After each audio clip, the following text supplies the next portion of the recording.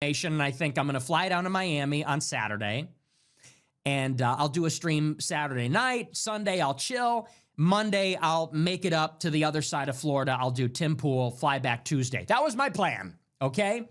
So I fly out there Saturday. I land. I go to the hotel, fall asleep, wake up in the evening. I text the guys. I say, hey, so what's the move? They say, well, we're going to Andrew Tate's place at 8 o'clock. And then we'll come back to my place. We'll do a desktop stream. I said, oh, am I invited to the Tate party? They said, yeah, absolutely. Pull up. I said, okay. So I had no idea we're doing anything with the Tate brothers. I have beef with Myron at this point and Fresh and Fit. I'm not talking to these guys. I'm literally there to just do a desktop stream for a couple hours with Sneako and Clav, and that's it. That was the plan. Now we're going to this party. So I go to Sneako's place. We do a stream. We get in the Sprinter van. We go to the Tate place. Myron's there. Super awkward because we got beef at this point. I meet Andrew Tate for the first time. We're at his place. We're having a party. And, you know, the party was a good time. They have some food. It was great to meet Andrew Tate and Tristan Tate. I never met them before, so it was great to finally shake their hand, sit down, have a conversation with them. They were very gracious, great hosts. So nice to me. You know, Tristan said, oh, this is the realest here, which is hilarious. And he apologized to me because we had some beef in the past. It was great. I got to meet these guys, talk to Myron a little bit. We squashed the beef. For those that don't know, me and Myron are cool now. Talk to Fresh, Sneako. We're having a great time. Getting ready to leave the party and just go. Like, we're ready to be done with the night. But we're talking all night. And it's funny because this was the conversation. Andrew Tate is talking to us, and he's telling us the whole story about how he got locked up in Romania. And it's his story to tell. Let me tell you this. It is an unbelievable story. I will not retell it here. It's not my experience. It's his story. It's his discretion whether he wants to share all the details. But let me tell you, it is like a mask-off story of how the Matrix works. And he said this much, it is so political. Everybody calls him a sex trafficker and an abuser and all these things. It is so political, you just wouldn't even believe it, how explicit, how nakedly political it really is. And he's telling us the story. And long story short, by the end of the night, he's telling us young guys, it's me and Sneako, we're the same age. Clav is 20. He's way younger even than us.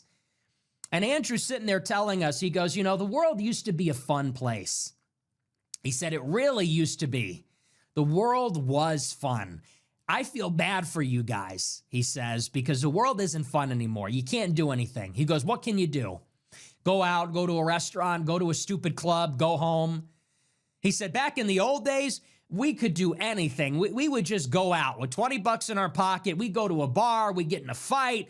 We'd race cars, race the cops, whatever. He said, now you can't have any fun anymore. He goes, and why do you think that is? And we're talking about it. Maybe it's because there's cameras everywhere, social media, attitudes have changed. We're saying the world is just not a fun place. It's just, you can't do anything. And so it's sort of funny. We have this conversation. Somebody gets the idea. They say, well, what if we went to a club and brought Nick? And I'm going to try not to be super offended by that. I'm the punchline, I guess. What if we brought this virgin incel loser to a club in Miami Beach? Ha! That would be funny. Let's all point and laugh at the loser dork. We'll bring this nerd, this inhibited nerd to the club, and let's just see his reaction. Let's just see how out of place he is. So that's the big joke. That's the big idea. Clav thought of it earlier in the day. He said, let's bring Nick to the club. I just want to see him in that environment. That would be good content. It would be funny. Let's all point and laugh at the authentic, earnest, wholesome Chungus. So that's the idea. And we're kind of talking about it, joking, laughing about it. And I'm thinking, I don't know. It's a little dangerous. Everybody wants to kill me. I said, I don't know. I mean, it's not really my scene. It's dangerous. I said, but I would like to do it. I don't want to content cuck everybody. I said, so, you know, maybe I'll go. Andrew Tate said, if you go, I'll go. I said, well, if you go, then I'll go for sure. So everybody's laughing at the idea, and everybody loves the idea. It's funny.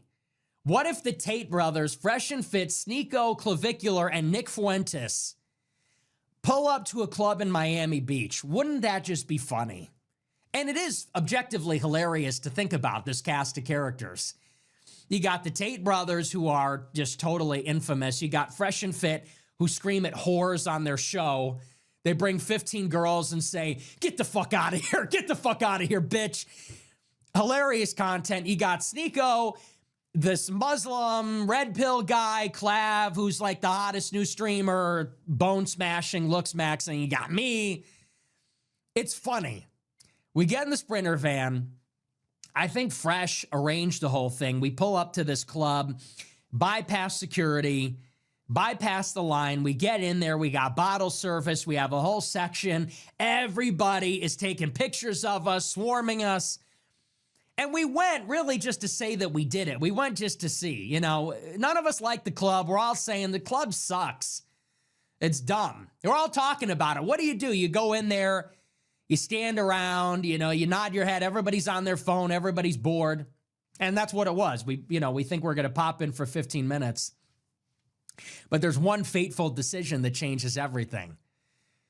We're in the car. Justin's playing this like country song. And everybody's cringing. I hate country music. I think it was Sneako. I'm not sure who it was. But somebody says, let's play Heil Hitler in the van. And so somebody puts on Heil by Ye, which if you don't know is off of his album Cuck, among other songs like Gas Chambers and Hitler, Ye, and Jesus. Heil Hitler was the top charting single from the album. So we put on Heil Hitler. We're all singing to it. Myron is hyped up, throwing Romans. Okay. We go in the club, and somebody, I'm not going to say who, but somebody gets the club to play the song in the club. It comes on for 30 seconds. Everybody's singing it. Everybody's going crazy. People are looking at me from across the club, Roman saluting me. I'm pointing at people. Fuck yeah. It's funny. So then we split from the club. We go home. Great time had by all. A great time had by all. We all had a great time. We all had a great laugh about it. It's fun. Everyone's talking about it. Go back to Clavicular's place. We do a desktop stream. I'm laughing my ass off. We go and get tacos afterward. We go to bed. Wake up the next day. There's all this international backlash. And let's talk a little bit about the backlash, then I'll give you my thoughts on it. These are the things that have since transpired, okay? That was the night. That was my first time in the club. Never again, I guess. That was me with some of my genuine friends, like Sneako, I consider one of my closest friends. Clavicular, certainly a friend of mine. Fresh and Fit, I've known those guys for years. They're friends of mine too. The Tate brothers, I talk with them. They're friends too. And it's so funny because in the house, this is just a group of guys. I know everybody sees it as like a big spectacle and everybody's talking about it and giving their opinion and judging. You guys got to understand, for you guys, it is a spectacle. It is a show. It is a performance. For us, this is a group of friends at a party. This is like a family reunion. This is the Tate brothers who have not been allowed to come back to America because they've been in jail. And they know these guys. They know Sneako. They know Fresh and Fit. They know all these other guys.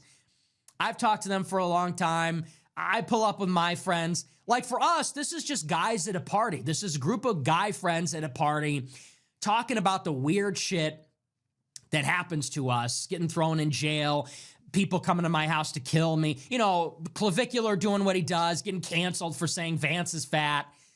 It's a group of friends hanging out, and I'm sure anybody else can relate. You get together at the house, somebody comes up with some stupid plan. Hey, let's go to the club.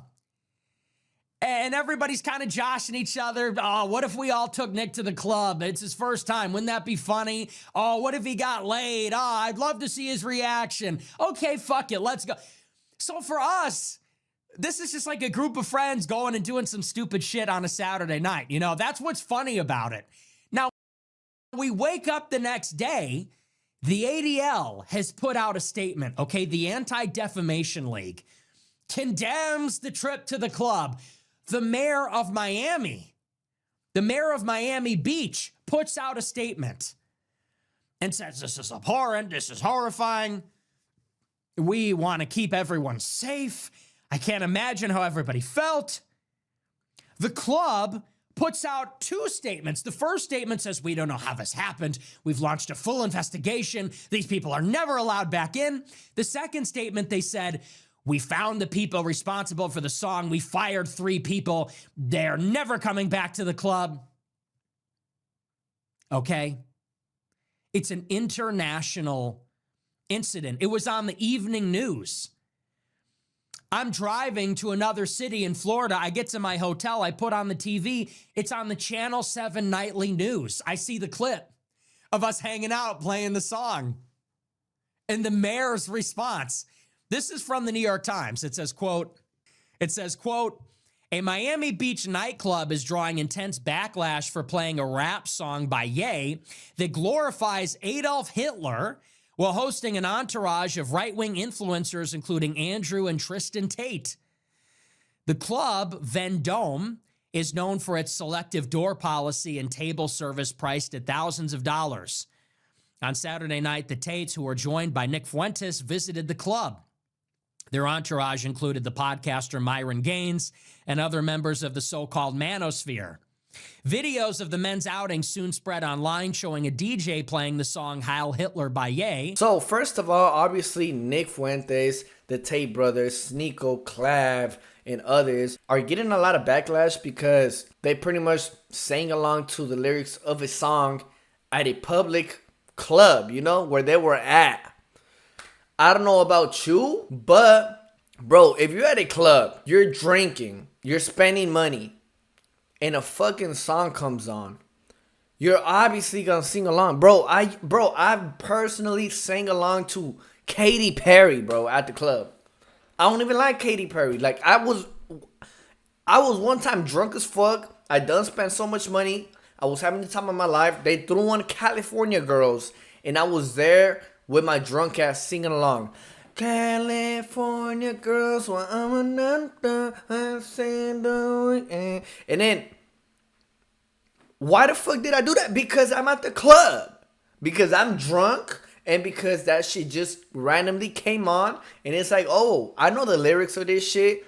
I may not really like the song, but, you know, it is what it is. I know the lyrics. I'm just going to sing along. It's the same thing with a song. And I'm sure that we're not the only people who were singing along to that shit. I'm pretty sure plenty of others inside of the fucking club were also singing along, you know? But who got the backlash? Obviously, the streamers. Obviously, the ones who caught it on 4K. Who? The streamers. Clav, these guys, Tate, you know? That shit was just caught on 4K. But everybody else in the club were pretty much not caught on 4K singing along. So, you know, but why doesn't the club venue in general get backlash instead of the influencers, you know? Instead of the people in the club. Like, why the fuck is it the people's fault? Why is it the customer's fault that the club venue played a fucking song? You know? Why? And then at the end of the day, I don't see nobody talking shit to Ye. Like, where the fuck is the backlash to Kanye West? He's the owner of the fucking song. You know what I'm saying?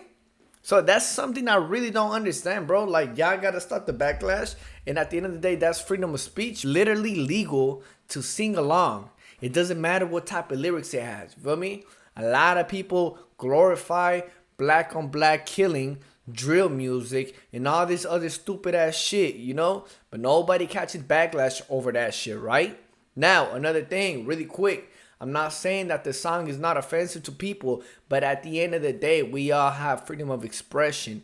Now, another thing I will say, nobody has called out the Free Palestine people because those people really are anti-Semites like a motherfucker. Those people will burn the fucking flags of Israel because they support Palestine. You feel me? I don't see the mayor calling these people out. I don't see nobody calling these people out. So it's very biased. Why? Because they just want to target the influencers. You feel me? And at the end of the day, they weren't even promoting anything besides just singing a song, and they were trying to catch some clicks, which is kind of understandable. But at the end of the day, chat, I don't know. You guys, let me know in the comments. Let me know in the comments, chat.